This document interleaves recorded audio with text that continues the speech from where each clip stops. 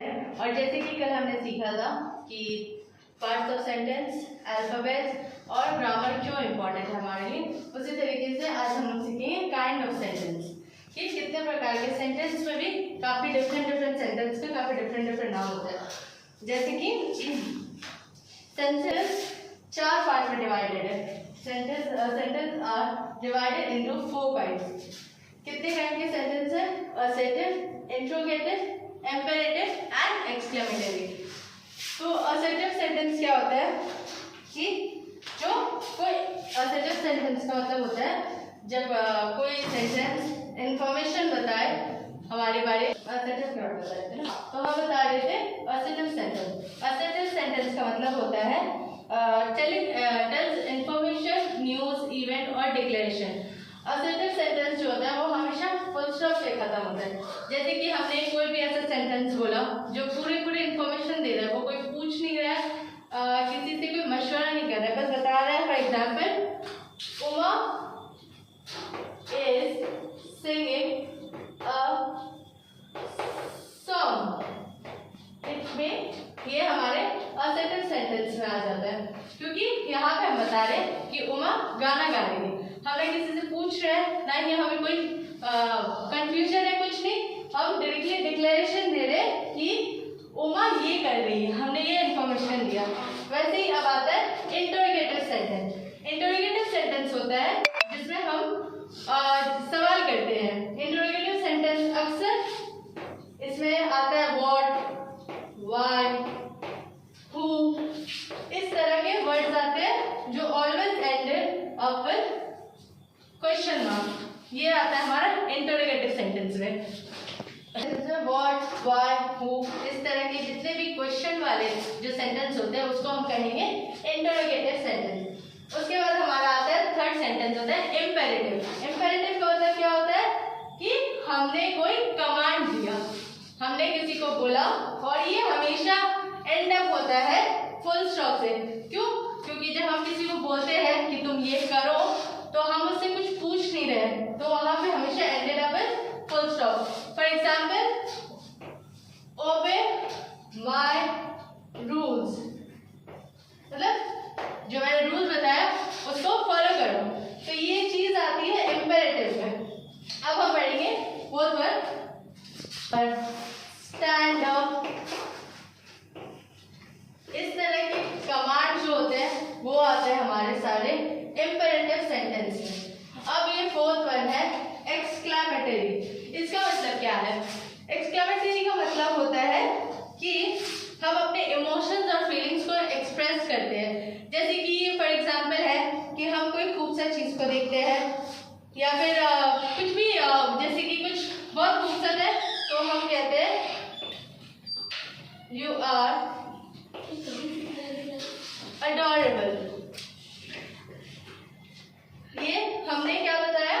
जैसा हमें महसूस हुआ कि वो बहुत प्यारा है। इस तरह की कोई भी चीजें हमें जब महसूस होती है, अपनी फीलिंग्स हम बताते हैं, वो आते हैं एक्सक्लेमेटरी में। सेकंड है hurray, I won the race.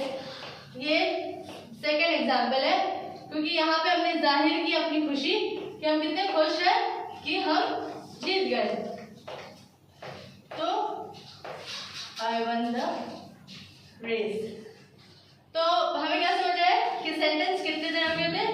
4 तरह के होते हैं, 4 kind, assertive, interrogative, imperative, exclamatory. ये 4 सेंटेंस होते हैं।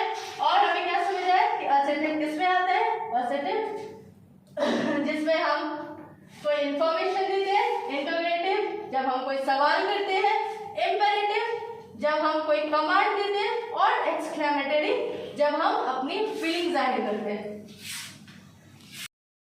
सेंटेंस के कितने प्रकार के सेंटेंस होते हैं। उसके बाद आपका आता है पार्ट्स ऑफ स्पीच।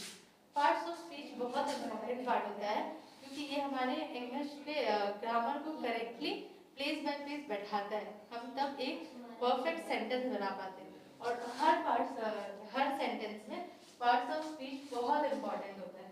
जैसे there are 8 part of speech. Part of speech के 8 पार्ट होते हैं।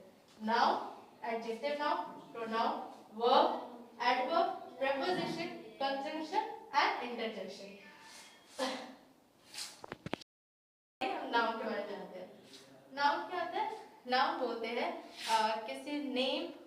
पर्सन, थिंग, एनिमल, इन सब चीज का जो नाम होता है उसको हम लोग बोलते हैं नाउन। फॉर एग्जाम्पल ताजमहल, इस तरह की जितनी भी चीजें हैं जिनका एक नेम है उसको हम लोग बोलते हैं नाउन। हम नेमिंग वर्ड बोलते हैं।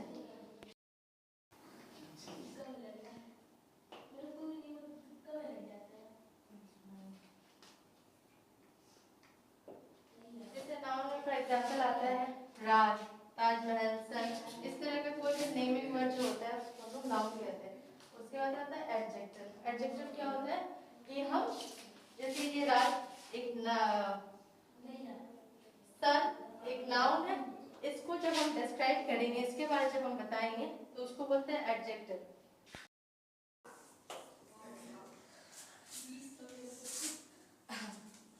जैसे एप्पल नाउन है, अब उसको हम अगर डिस्क्राइब करेंगे, उसके बारे में बताएंगे, जैसे कि एप्पल इज रेड। हमने बताया एप्पल का कलर, तो एप्पल के बारे में हम बता रहे हैं तो उसको कहते हैं एडजेक्टिव। एप्पल इज रेड, इस तरह के हम जैसे यहाँ पे हमने बताया एप्पल का कलर, तो ये आ जाता है आपका एडजेक्टिव में कि हमने किसी भी तरह का हाइट, वेट या कलर बताया, उसके बारे में डिस्क्राइब करा, इस तरह का कोई भी चीज को अगर हमने डिस्क्राइब करा तो वो आ जाता है एडजेक्टिव। ये तो हमारा एडजेक्टिव हो गया। इसके बाद आता है प्रोनाउन। प्रोनाउन का मतलब क्या होता है कि जब हम लोग नाउन की जगह पे, क्योंकि हम बार बार तो किसी का नाम यूज नहीं करते हैं सेंटेंस में, तो नाउन की जगह पे जब हम कोई और वर्ड यूज करते हैं, फॉर एग्जाम्पल यहाँ पे रिया है, तो हम हर सेंटेंस में रिया नहीं बोलेंगे, हम यूज करेंगे शी। यहाँ पे है राज, तो हम यहाँ पे करेंगे ही। ताजमहल, हम यहाँ पे इट। इस तरीके के वर्ड्स जब हम यूज करेंगे तो ये आता है प्रोनाउन। क्योंकि हम बार बार नेम यूज नहीं कर सकते हैं, वो सेंटेंस ही रॉन्ग हो जाएगा अगर हम हर कॉमा के बाद उसका नाउन यूज करेंगे। तो इस वजह से प्रोनाउन, ही, शी, इट, हर, ये सारी चीजें प्रोनाउन में आती हैं। क्या प्रोनाउन। इसके बाद आता है वर्ब। वर्ब हमारे ग्रामर का सबसे इम्पोर्टेंट पार्ट होता है। अगर वर्ब नहीं है तो वो इंग्लिश का जो सेंटेंस हम बना रहे हैं वो पूरी अधूरी है, उसका कोई एक सेंटेंस मीनिंग नहीं बनता है उस सेंटेंस का। तो वर्ब का क्या मतलब होता है कि काम, काम दर्शाता है, वो दिखाता है। For example eating, sleeping, walking,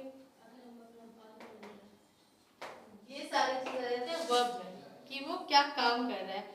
हम लिख रहे हैं या बोल रहे हैं, कुछ भी कर रहे हैं, वो सारी चीजें वर्ब में आती है। वर्ब के बिना ग्रामर वो सेंटेंस अधूरा है। जैसे इसके बाद आता है प्रोनाउन के बाद हमने वर्ब बताया, अब वर्ब के बाद आता है एडवर्ब। एडवर्ब क्या है, जैसे कि हमने नाउन में एक नेमिंग वर्ड है, कोई नेम है, एडजेक्टिव में हम उस नेम को, जो नेम हमने यूज किया, उसको डिस्क्राइब करें। उसी तरीके से वर्ब में अगर ईटिंग, स्लीपिंग, वॉकिंग, इस तरह की चीजें हम इंफॉर्मेशन दे रहे हैं कि वो क्या कर रहा है, तो एडवर्ब में क्या होता है कि हम उसको और अच्छे से डिस्क्राइब करें उस वर्ब को। जैसे कि यहाँ पे वॉकिंग, वॉकिंग में अगर हम और ज्यादा इंफॉर्मेशन दें कि वो तेज चल रहा है, धीरे चल रहा है, like he is walking fastly, slowly, ये सारी चीजें जब इंफॉर्मेशन हम देंगे तो वो आ जाएगा एडवर्ब में। एडवर्ब का मतलब होता है जो वर्ब को डिस्क्राइब कर रहा है। हम ऊंचा बोल रहे हैं, धीरे बोल रहे हैं, हम चल रहे हैं, दौड़ रहे हैं, ये सारी चीजें जो वर्ब को डिस्क्राइब करता है उसको बोलते हैं एडवर्ब। हमने अभी बताया एडवर्ब। एडवर्ब के बाद आता है प्रीपोजिशन। प्रीपोजिशन क्या होता है, इसमें यूज ही पोजीशन का हो रहा है। इट मीन कि हम बता रहे हैं, जैसे कि ये बुक, ये एक नाउन है, ये हमारे हाथ में, अब इसको हमने एक टेबल पे रख दिया, तो the book is on the table. हमने इसका जगह बताया कि ये कहाँ है। तो प्रीपोजिशन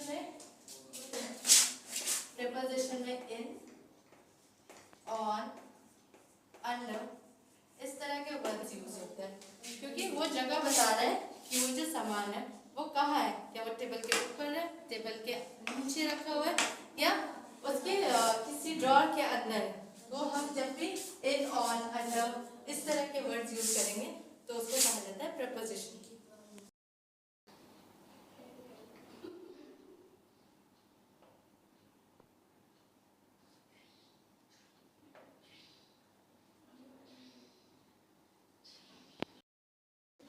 ये हो गया हमारा प्रपोजिशन। हमने प्रपोजिशन एक्सप्लेन कर दिया कि वो पोजीशन को के बारे जो भी सेंटेंस यूज होते हैं प्रपोजिशन में आते हैं। उसके बाद आता है हमारा कंजंक्शन। कंजंक्शन क्या होता है? कंजंक्शन होता है दो अलग अलग सेंटेंस है, जैसे कि यहाँ पे लिखा है Ram is a good boy, Ram lives in Kolkata. ये दोनों अलग अलग सेंटेंस है। तो हम यहाँ पे क्या करेंगे, हमने जैसे कि बताया था कि हम राम नाउन है।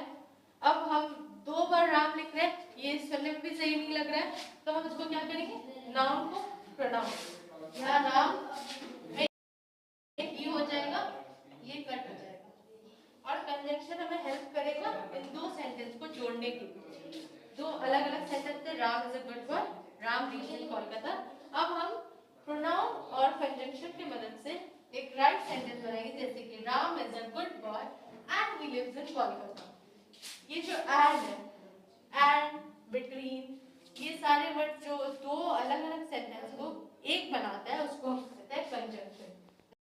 And he lives in Kolkata.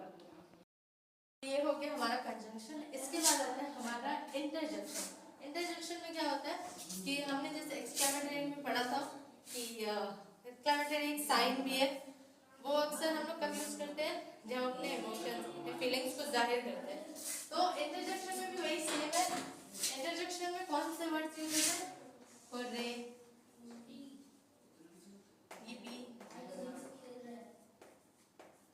इस तरह के कोई भी वर्ड जो हमारे फीलिंग्स को एक्सप्रेस कर रहे हैं वो आ जाता है इंटरजेक्शन में।